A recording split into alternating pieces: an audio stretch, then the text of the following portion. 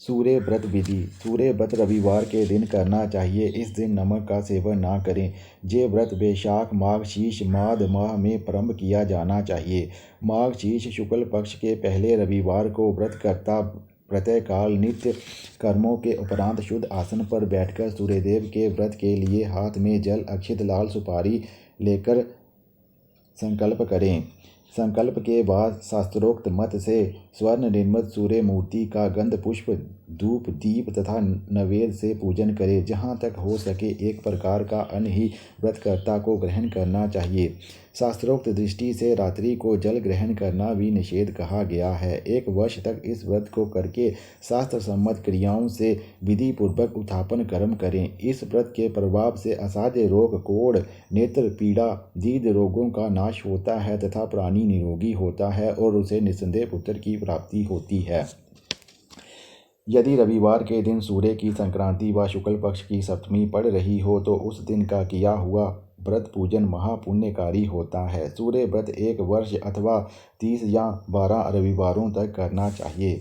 रविवार व्रत कथा। एक वृद्धा स्त्री थी। वह प्रत्येक रविवार को घर लीपकर स्नान कर भोजन बनाकर भगवान का भोग लगाने के पश्चात ही भोजन ग्रहण करती थी। उसे किसी प्रकार का कोई कष्ट ना था। वृद्धा जिस पड़ोसन की गाय का गोबर लाती थी वह ईर्ष्यालु थी। एक रविवार को उसने गाय को घर के भीतर बांध दिया। फलस्वरूप वृद्धा घर ना लीप सकी, ना ही उसने भोजन बनाया और ना ही भोग लगाकर स्वयं खाया। इस प्रकार वह वृद्धा भूखी प्यासी ही सो गई।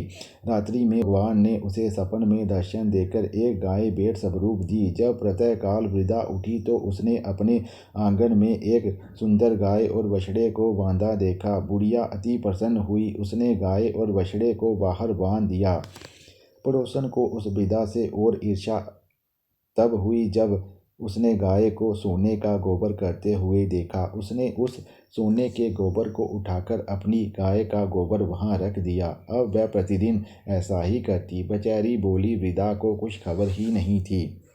भगवान ने जब देखा कि पड़ोसन द्वारा वृद्धा ठगी जा रही है तो उन्होंने सायंकाल के समय आंधी चला दी। वृद्धा बेवश गाय और बछड़े को खोलकर अंदर ले गई। जब बुढ़िया सुबह उठी तो उसने गाय को सोने का गोबर करते देखा। अब तो वृद्धा गाय को भीतर ही बांधने लगी। पड़ोसन ने जब ये देखा तो उसने राजा से शिकायत कर दी और बुढ़िया की गाय के विषय में बताकर कहा, महाराज वह गाय राजमहल में बांधने योग्य है।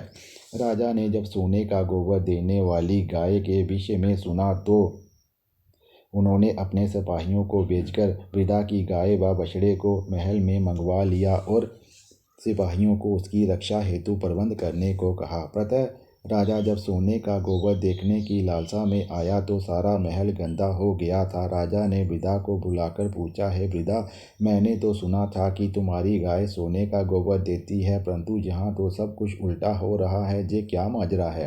वृद्धा ने अपने व्रत व पड़ोसन का सारा किस्सा सुना दिया। राजा ने सारा वृत्तांत सुनकर बड़ी प्रसन्नता के साथ वृद्धा की गाय को उसके घर पहुँचा दिया और उसका आदर सत्कार किया। पड़ोसन को बुलाकर उचित दंड दिया तथा स्वयं भी सूर्य व्रत का प्रण लेकर संपूर्ण राज्य में इस नियम का पालन करने की आज्ञा दी। अथ कथा समाप्तम।